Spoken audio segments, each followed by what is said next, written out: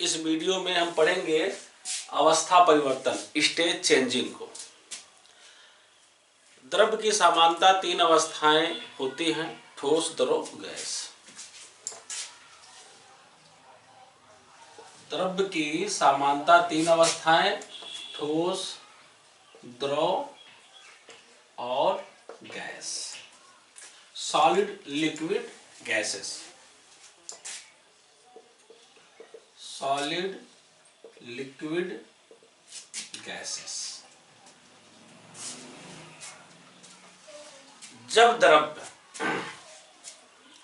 द्रव्य की जो 3 अवस्थाएं हैं, जब एक स्टेज दूसरे स्टेज में चेंज होता है तो इस घटना को हम लोग कहते हैं स्टेज चेंजिंग, अवस्था परिवर्तन। अवस्था परिवर्तन का मतलब है स्टेज चेंज होना, यानी ठोस का द्रव बनना या द्रव का ठोस बनना, द्रव का गैस बनना या गैस का द्रव बनना, या ठोस का गैस बनना या गैस का ठोस बनना। इस प्रकार की प्रक्रिया कहलाती है अवस्था परिवर्तन। अवस्था परिवर्तन के दौरान जो हम ऊष्मा देते हैं, अवस्था परिवर्तन के दौरान मैटर द्वारा जो ऊष्मा ली जाती है या जो ऊष्मा दी जाती है, उस ऊष्मा की गणना, यानी उस ऊष्मा की गणना हम Q बराबर ml से करते हैं, जहां हम उस पदार्थ का, उस मैटर का मास होता है, L उस पदार्थ की गुप्त ऊष्मा होती है, लेटेंट हीट होता है। गुप्त ऊष्मा, लेटेंट हीट।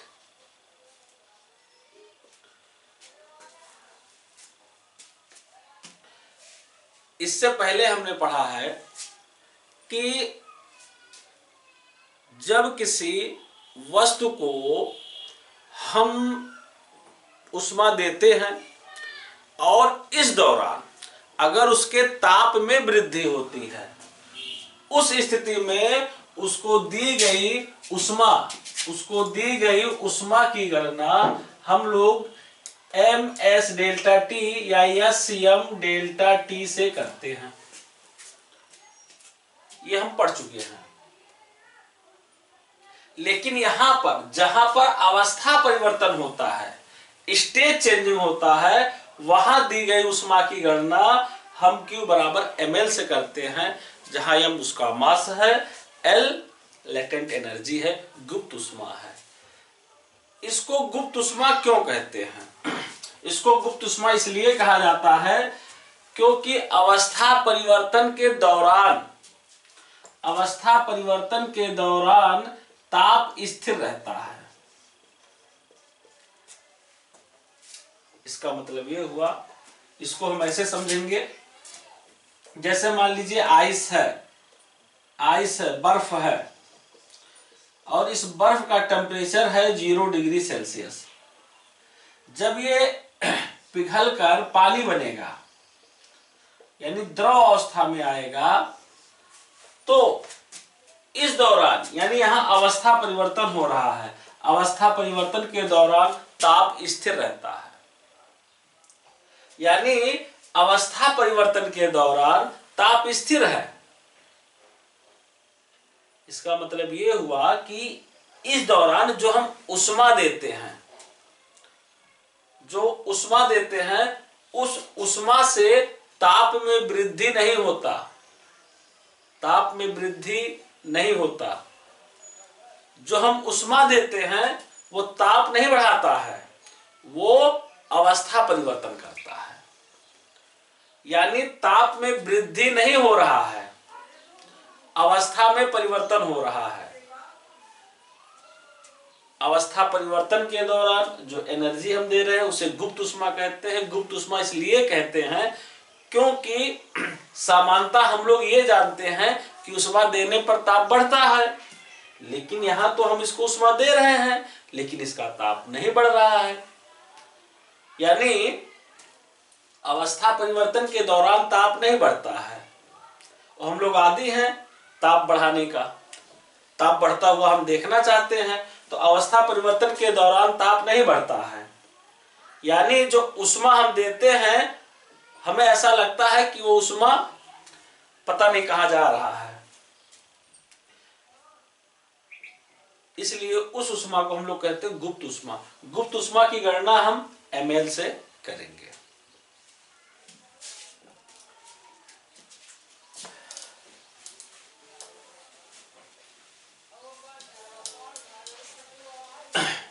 इसको और बढ़िया समझने के लिए आइए एक क्वेश्चन हम करते हैं। एक प्रश्न है हमारा एनसीईआरटी का क्वेश्चन है।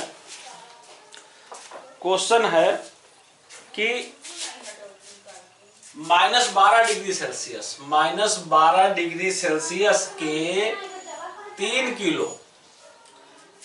किलो हिम को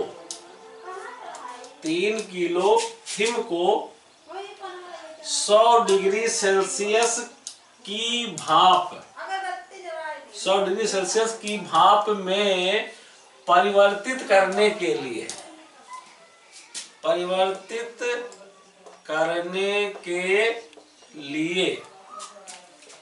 आवश्यक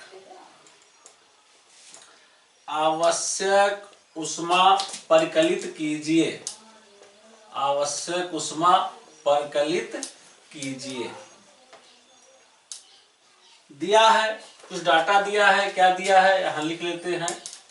दिया है हिम की विशिष्ट ऊष्माधारिता, हिम की विशिष्ट ऊष्माधारिता, हिम की विशिष्ट ऊष्माधारिता कितना दिया है? दिया है 2100 जूल प्रति केजी प्रति डिग्री सेल्सियस। और क्या दिया है? और दिया है जल की विशिष्ट ऊष्माधारिता,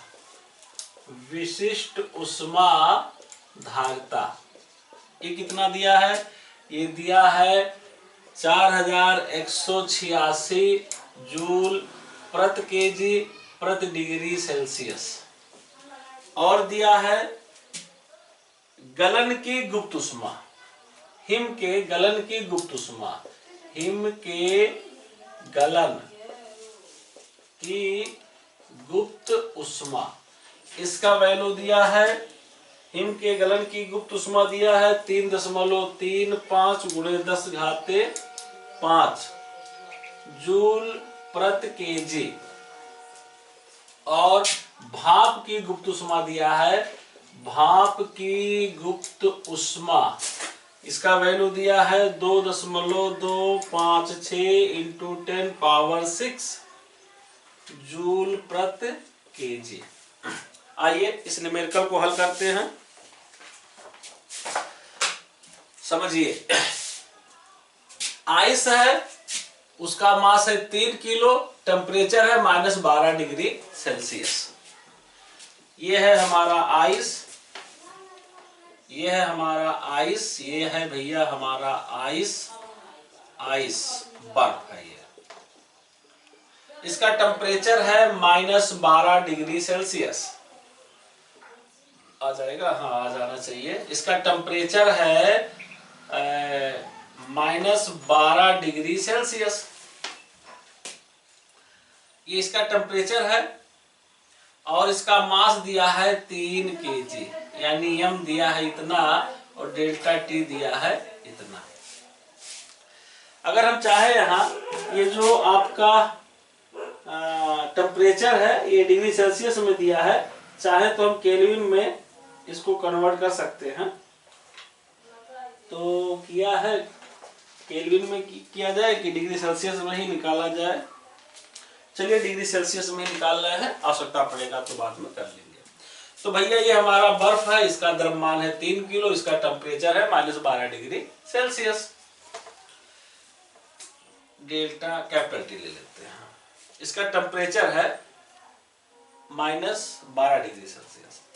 इसको कन्वर्ट करना है भाप में, इसको कन्वर्ट करना है भाप में, और भाप का टेम्परेचर होना चाहिए 100 डिग्री सेल्सियस। तो चलिए चेंज करते हैं। अब देखिए हम इसको उष्मा देंगे। जब हम इसको उष्मा देंगे तो इस बर्फ का टेम्परेचर बढ़ेगा। जब हम इसको उष्मा देंगे तो चूंकि इसका टेम्परेचर है -12 डिग्री सेल्सियस, ये -12 पे पानी नहीं बनेगा, ये इसका अवस्था परिवर्तन होगा 0 डिग्री सेल्सियस पे। यानी पहले बर्फ का टेम्परेचर हमें करना पड़ेगा 0 डिग्री सेल्सियस। तो चलिए इस दौरान हम इसको उष्मा दे रहे हैं। उष्मा देकर इसका टेम्परेचर हम करेंगे 0 डिग्री सेल्सियस। मास आपका स्थिर रहेगा, मास वही रहेगा। ये जो आपका आइस है इसका टेम्परेचर कितना है? 0 डिग्री सेल्सियस।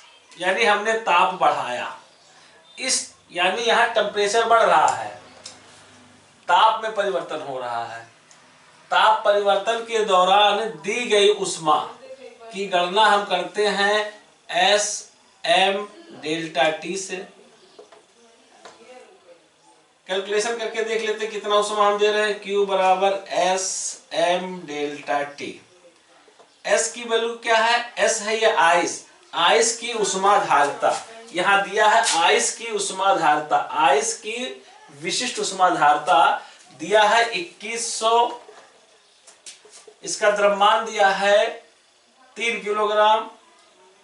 डेल्टा टी यहां कितना है? इसका ताप में परिवर्तन कितना हो रहा है? तो देखिए इसका टेम्परेचर -12 से 0 हो रहा है, यानी यहाँ ताप में परिवर्तन हो रहा है 12 डिग्री सेल्सियस का। हम इसे कैलकुलेट कर लेते हैं। 12 तिया 36, 12 तिया 36, 36 का 21 में गुणा कर लीजिए। 6 36, 6 दूनी 12, 3 दूनी 6 7, 6 5 7, 756, 2 जीरो लगा दीजिए।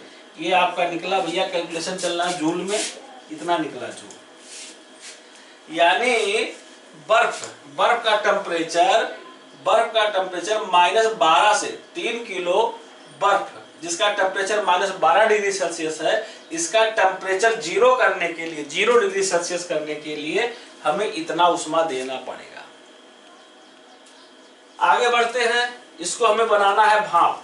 अभी हमने क्या किया? अभी हमने केवल इसका बर्फ का टेम्परेचर बढ़ा के 0 डिग्री सेल्सियस किया। अब हम जब इसको उष्मा देंगे, तो इस दौरान इसके अवस्था परिवर्तन होगा, आइस का अवस्था परिवर्तन होगा। ये यहाँ अवस्था परिवर्तन हो रहा है, यानी इसको मान लेते step number 1, step number 2, step number 3। दूसरे से तीसरे स्टेप पे, यानी यहाँ अब हम जब इसे उष्मा देंगे तो वो उष्मा इसकी अवस्था में परिवर्तन करता है और आइस बन जाता है पानी, H2O, वाटर। और ये जो वाटर बनेगा इसका टेम्परेचर अवस्था परिवर्तन के दौरान टेम्परेचर स्थिर रहता है, यानी इसका टेम्परेचर 0 है, तो जो पानी बनेगा उसका भी टेम्परेचर रहेगा 0 डिग्री सेल्सियस। तो इस दौरान कितना उष्मा दे रहे हैं? इस दौरान दी गई उष्मा की गणना हम ml से करेंगे। m कितना है भैया? m है 3 किलो। l कितना है?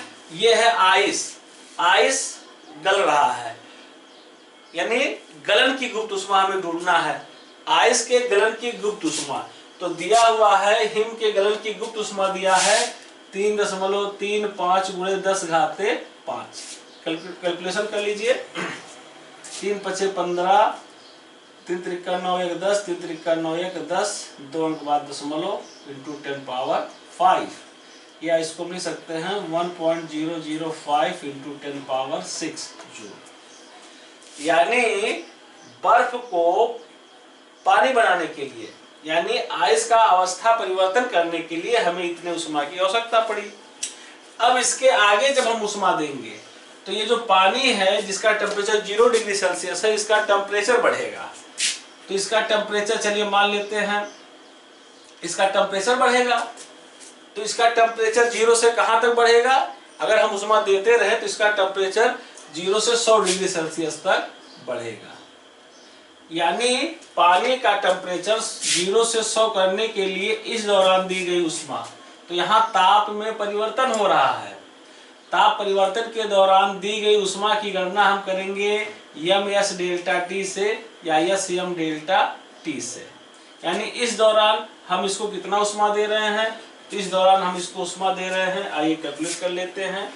अब देखिए ये पानी है, यस है पानी की विशिष्ट उष्मा। आइए देखते हैं पानी की विशिष्ट उष्मा कितना दिया है। यहाँ दिया है पानी की विशिष्ट उष्मा 4186, ये दिया है, चेक कर लेते हैं। 4186, यम कितना है? 3 है। ताप में परिवर्तन कितना हो रहा है? इस पानी का ताप है आपका 0 डिग्री सेल्सियस, इसका टेम्परेचर है 100 डिग्री सेल्सियस, यानी ताप परिवर्तन यहाँ हो रहा है 100 का। कैलकुलेशन कर लीजिए। 6 त्रिक 18, हासिल लाग 1, 8 त्रिक 24, 1 25, हासिल लाग 2, 3 करने 3 2 5, 4 3 12, 2 0 लगा दीजिए, 2 0 लगा दीजिए। चलिए इतना जूल, यानी 3 किलो पानी का ताप 0 से 100 डिग्री सेल्सियस करने के लिए हमें इतनी उष्मा देनी पड़ेगी, या यूं कहे इतना उष्मा इसने लिया। अब इसके आगे हम यहाँ जाते हैं, दिख रहा है? ऊपर चले, लो ऊपर चलते हैं। अब ये है आपका H2O। अब जब हम इसको उष्मा देते हैं, ये जो H2O है इसका टेम्परेचर है 100 डिग्री सेल्सियस, इसका है 0 डिग्री सेल्सियस। अब जब हम इसको उष्मा दे रहे हैं तो अब उष्मा इसका स्टेज चेंज करेगा। आपको पता है सामान्य ताप और दाब पर पानी का टेम्परेचर 100 डिग्री सेल्सियस से नहीं बढ़ता। अब अगर हम यहाँ उष्मा इसको दे रहे हैं, तो इसको उष्मा दे रहे हैं तो वो उष्मा इसका अवस्था परिवर्तन करेगा, अवस्था परिवर्तन करेगा।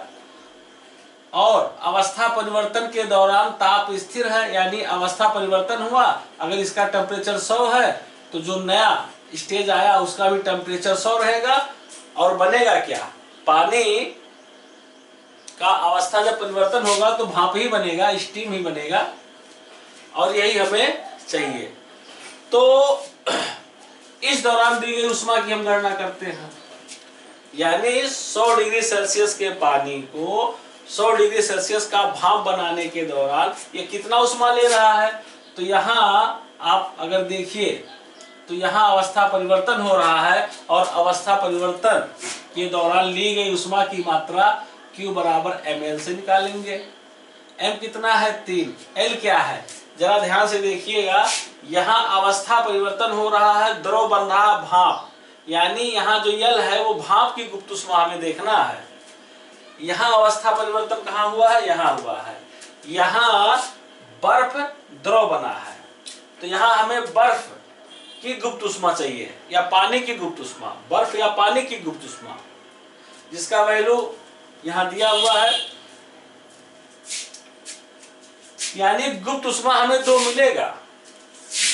गुप्त उष्मा हम 2 जगह पे देखेंगे, एक देखेंगे गलन की गुप्त उष्मा, गलन की गुप्त उष्मा, और दूसरा हम देखेंगे भाप की गुप्त उष्मा।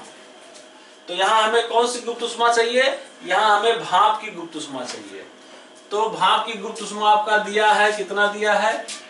2.256 गुणे 10 घाते 10 पावर 6। कैलकुलेट कर लेते हैं। 6 त्रिक 18, हासिल लाग 1, 3 पचे 15, 16 के 6 हासिल लाग 1, 3 दूनी 6 1 7, 3 दूनी 6 इंटू 10 पावर 6। हमसे प्रश्न किया है कि -12 डिग्री सेल्सियस का एक आइस है जिसका मास 3 किलोग्राम है। इसको हमें भाप बनाना है, और ऐसा भाप बनाना है जिसका टेम्परेचर 100 डिग्री सेल्सियस हो। तो भैया हमने इसको उष्मा देना शुरू किया। तो जब हम इसको उष्मा देंगे तो ये बर्फ पहले इसका टेम्परेचर बढ़ा के 0 करेगा, बर्फ का पहले ताप बढ़ेगा। इस दौरान दी गई उष्मा हमने निकाला इतना,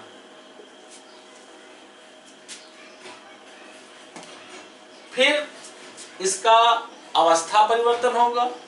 अवस्था परिवर्तन के दौरान ये इतना उष्मा ले रहा है। फिर पानी का ताप बढ़ेगा 0 से 100 तक, इस दौरान ये इतना उष्मा ले रहा है और पानी से भाप बनने के लिए इतना उष्मा ले रहा है। यानी इसके द्वारा लिया गया कुल उष्मा कितना है, तो हम देखते हैं इसके द्वारा लिया गया कुल उष्मा। इस दौरान यानी इस बर्फ द्वारा, ये बर्फ द्वारा भाप बनने के लिए लिया गया कुल उष्मा, टोटल कुल उष्मा। चलिए इसे 1 मान लेते हैं, Q1, इसे Q2, इसे Q3, इसे Q4। तो कुल उष्मा हो गया Q1 plus Q2 plus Q3 plus Q4। इन अलग अलग उष्माओं को आप जोड़ दीजिए। Q1 है 75,600 जूल, Q2 का वैल्यू है 1.005 इंटू 10 पावर 6 जूल, Q3 का वैल्यू है 1255800 जूल और Q4 का वैल्यू है 6.768 इंटू 10 पावर 6 जूल। हम इसे जोड़ लेते हैं और जोड़ने के बाद जो आंसर आएगा वही बर्फ द्वारा भाप बनने के लिए ली गई कुल उष्मा की मात्रा।